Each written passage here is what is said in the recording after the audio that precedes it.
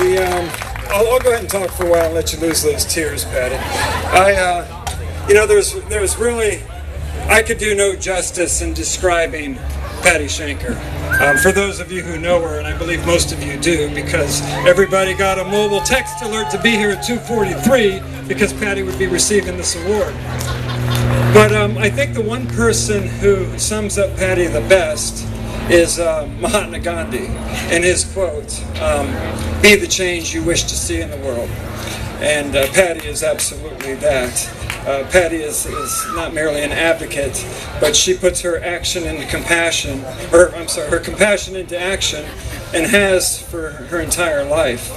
She, whether it be dealing with the BLM, with the horses, or working to get Billy out of the zoo, or stopping us vegans from eating palm oil because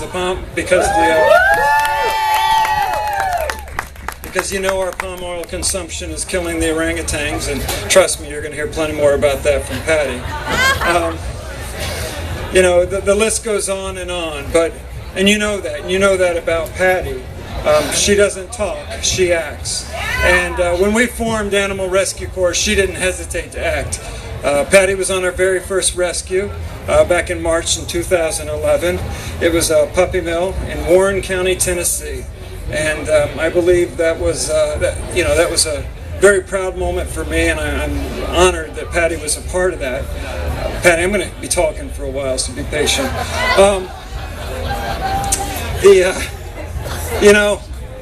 That puppy mill is a perfect example of what Patty is all about.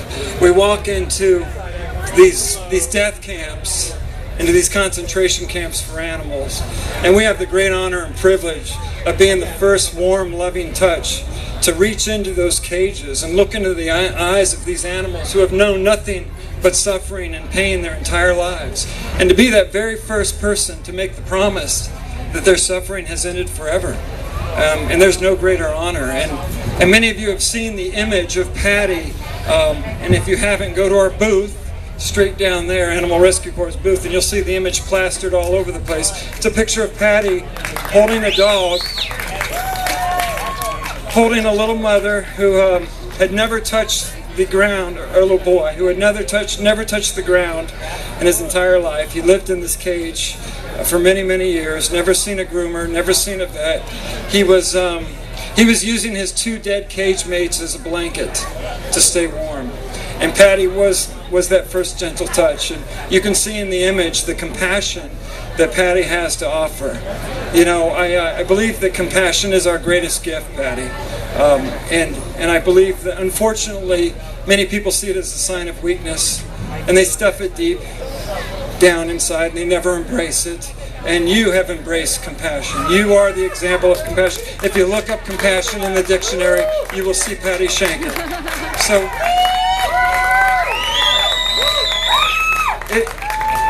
it is because of all your great efforts, Patty, that you were clearly the first to receive this Lifetime Achievement Award, although I think you're entirely too young, because you have far more energy than anybody else on the team, and you're just getting started.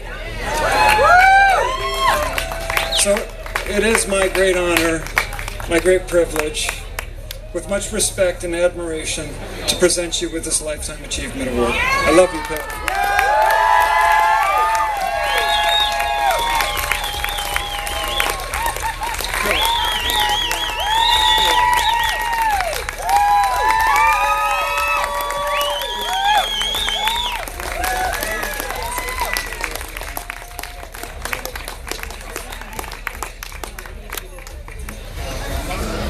Thank you, Stuart. A little shorter than Scotland.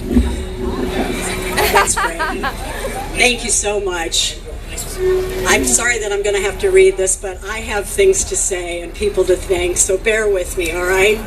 I am so honored and humbled to be getting this incredible award as I look out to see so many of my friends out here who have helped me work for the animals.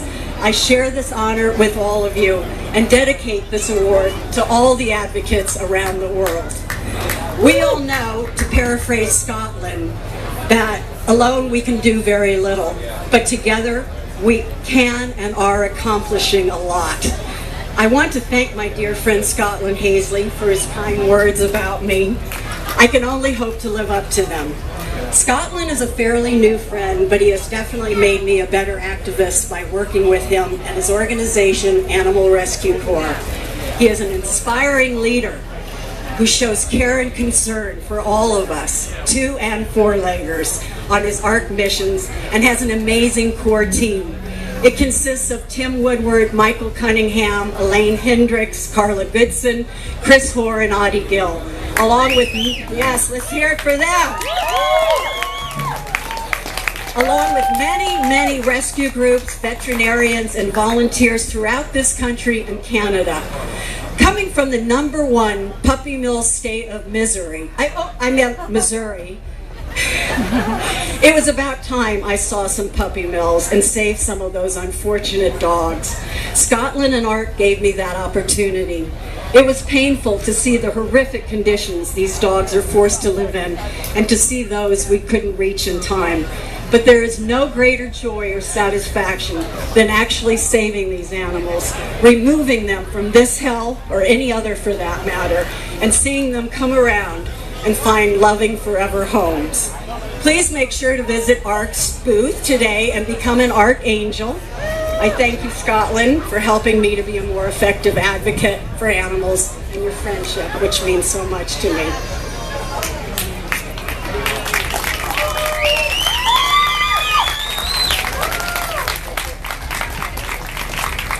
I also want to thank the WorldFest crew for this honor. Billy Holton, Jill Hahn, Andrea Gulla, Kim Kasperi, Susan Weingartner, and Prabhat Gautam, and all the volunteers. As you can imagine, putting this festival together is no easy feat. They will probably take off next week, but come June, they'll be starting to plan for WorldFest 2013, and everybody better be here. Thank you all for your work, your amazing work, and giving all of us such a fun, inspiring day. And of course, for this incredible honor. I also have to thank my family, Doug and Julia Stoll, for loving me and for always being my advocates. When Doug and I fell in love, I had 1 small dog and 2 cats. Now we have 6 dogs, 1 foster dog, and 16 cats. So I really have kind of changed the game. So I appreciate my family's understanding and their love, and I love you both dearly. I also want to thank my parents, because even though they're not here, they taught me a most important lesson, that a happy life is a helping one. My father fled Russia because of the persecution to Jews, and he dedicated his life to defending the innocent.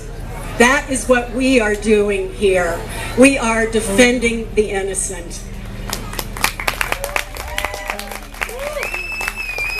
Thank you.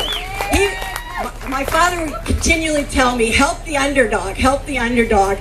I just took him literally. I also want to give 2 shouts out to Bill Crockett, my dear friend and lawyer, who has helped me to do a lot of the animal work I have done, and Masako Maxwell, who, without her computer genius, I couldn't do half the things I do. So thank you both.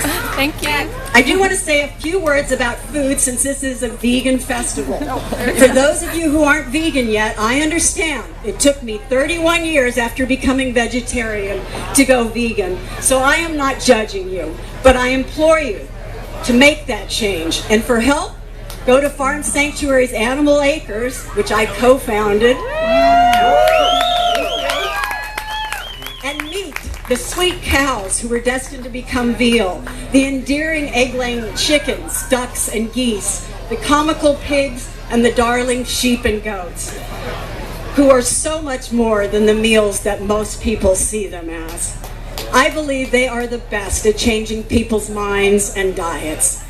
As I say in the Veg Monologues, playing to a sold-out crowd tomorrow night at Doomie's, I hope you're there, I could no longer deny that not only is there violence in killing, but there is also violence in living. And the life of a factory-farmed animal is a hell that is hard to comprehend. But there is one vegan food that really isn't vegan, as it's killing many species and our beautiful planet, and that's palm oil. Thank you. It is palm oil. And I'm sorry to say there is palm oil here today. I'm hoping next year that it won't be here. This cheap, unhealthy oil is in many of our vegan products, food and beauty products, and it is also an unenvironmental biofuel. Deforestation for palm oil is causing the imminent extinction of our cousins, the amazing orangutans, the pygmy elephants, the Sumatran tigers, and so many other incredible species, as well as displacing indigenous people and causing serious global warming. Do you want it much more hotter out here, guys? Thank you. Rainforests are the lungs of our planet, and just like our bodies cannot live without our lungs, this planet cannot survive without the rainforests. So it's very important that we cut palm oil out. I went to Borneo to meet the orphan orangutans I had been helping, and I was so struck by them. To me, they are so much like us, but with one big difference.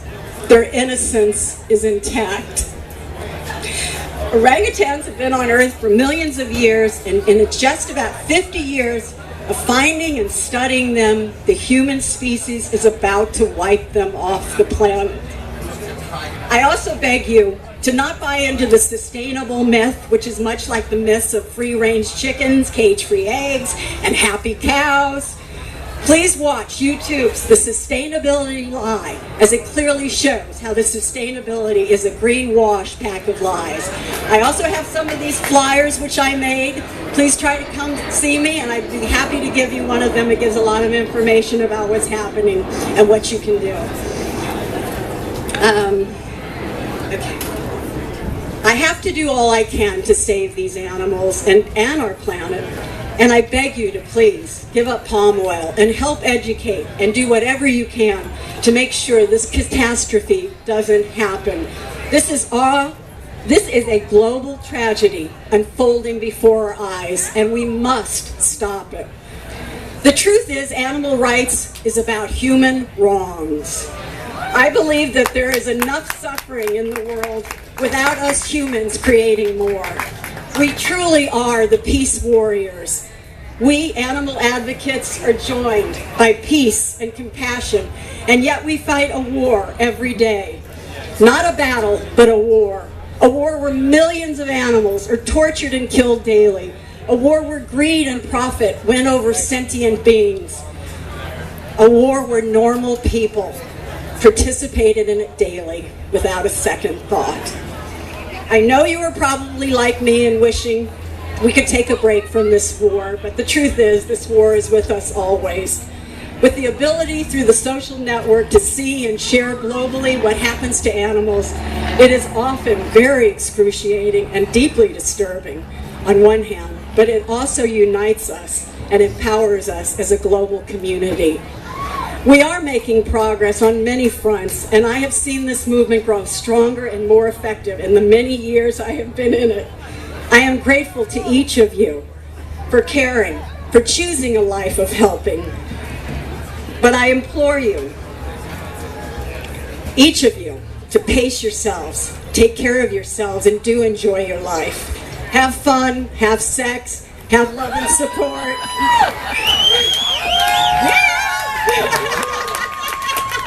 I knew I'd get an applause for that one.